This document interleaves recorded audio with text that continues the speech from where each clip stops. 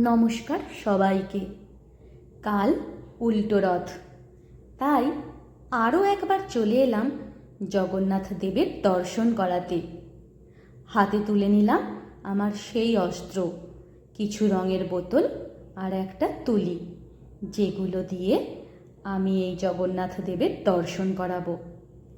এবারের দর্শন শুধু জগন্নাথ দেব একা নন, পুরো রথ সমেত দর্শন করাবো। আর এই যে তিনটে ছোট ছোট গোল দেখতে পাচ্ছ তোমরা, ওইখানেই জগন্নাথ দেব, সুভদ্রা আর বলরামকে স্থাপিত করব। আর রথটা পুরোটাই হবে কলকার ওপর ভিত্তি করে।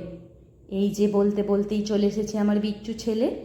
সে দেখছে আর আমাকে বলছে, মা আর কতক্ষণ লাগবে এটা তৈরি করতে? আমি কখন পরবো এই জামাটা? এখন বলে রাখি, এটা হচ্ছে আমার ছেলের জামা, যেখানেই আমি এই রথ সমেত এই দেবতাদের স্থাপিত করছি।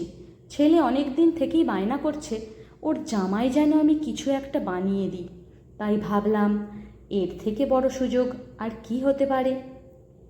তাই যেমন ভাবনা তেমন কাজ শুরু করে দিলাম।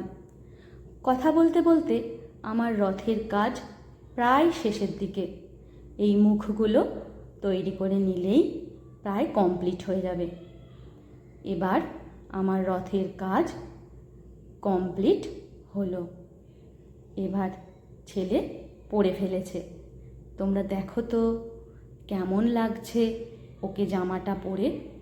আবার হাতে একটা জগন্নাথ, বলরাম, সুভদ্রার ছবিও নিয়েছে, দিয়ে ও দাঁড়িয়ে আছে। তোমরা সবাই দেখে জানাবে কাজটা আমার কেমন হয়েছে। ভালো লাগলে অবশ্যই বলো।